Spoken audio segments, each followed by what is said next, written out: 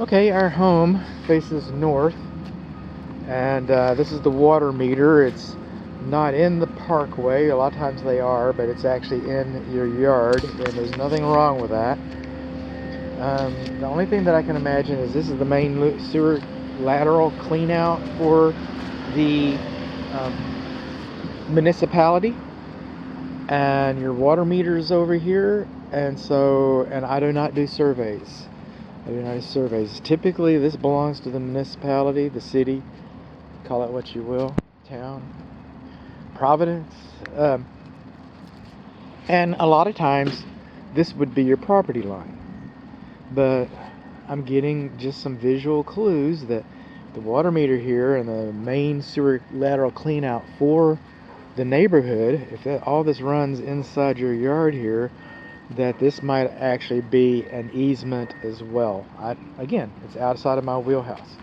By the way, that sewer cover is open, and what I've noticed at my home, I'm not going to open this, but when I open the one on my property, there is a sewer pipe in there and it has a cap on it. So just because this is messed up, and it is messed up, it doesn't mean you're leaking sewer gases necessarily.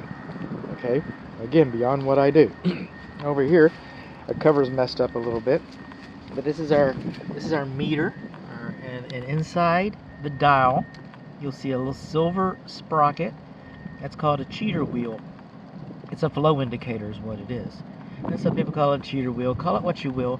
It's very sensitive, and if you got a leak on the freshwater side, then this little wheel would turn. If somebody's flushed the commode, for example, it would spin like crazy. So we passed our water meter test. Now over here is the main water shutoff valve to the meter. That would turn off all the water to your house. Arrows pointing towards the house, the water's on. Okay? You turn it around so that those little ears line up. Put a padlock. They can put a padlock on that. You know, if you don't pay your water bill, that's how they turn the water off. So in an emergency, you may come out here with a wrench and turn that off. And the reason why I say you may, I say you might. I'm not giving you permission. Okay, you might come out here and turn that off. You should be able to turn it off easily without a wrench from some other place. That is a lawn sprinkler irrigation valve.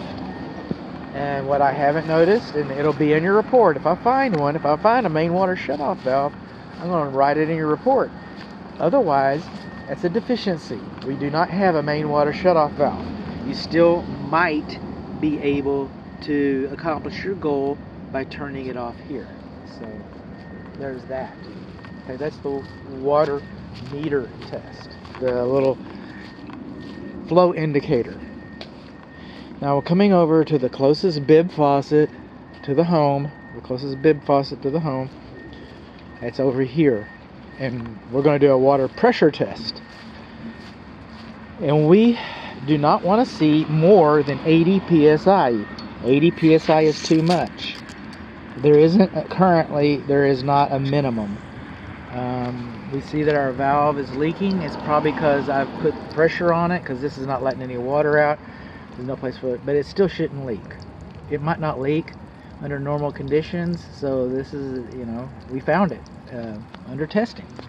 And coming over here, we got about 75 psi, and that's a good thing. And we're supposed to let that sit for a few minutes. So we will, and I'll come back and I'll get a still image of this. 75 psi, we got a leaky valve. Over here, again, the structure facing east, structure facing north, on the east side of the house. These are your sewer cleanouts, not the lateral, municipal lateral, but these are yours to your house. And if you got a double clean out, and the idea behind a double clean out is you can put an auger, a rotor-rooter, a snake, call it what you will. You put it in this one and it shoots it back towards the house. Or if you got a problem out here, you would go in the other one and it shoots the auger this direction, and because they cross each other, you never have a dead spot. These are your sewer cleanouts. You need to know where your sewer cleanouts are, so there they are. You need to know where your main water shutoff valve is, and we don't know. And that kind of leaves us for a couple little spares here. You know, another thing that I'm not seeing a lawn sprinkler check valve. You're supposed to have a check valve to keep your lawn sprinkler system, and I know that we have one because there's a control in the garage. And I see the lawn sprinkler heads around. I did. Some problems with them. Like there's one right there. And the lawn sprinkler heads, you should have a check valve, and I don't see one, so that's a deficiency. And two, they're not supposed to be positioned any closer to the flat work than 5 inches. And I'm going to run them. There's going to be a lot of lawn sprinkler stuff. Typically, there's a lot of details in a lawn sprinkler system.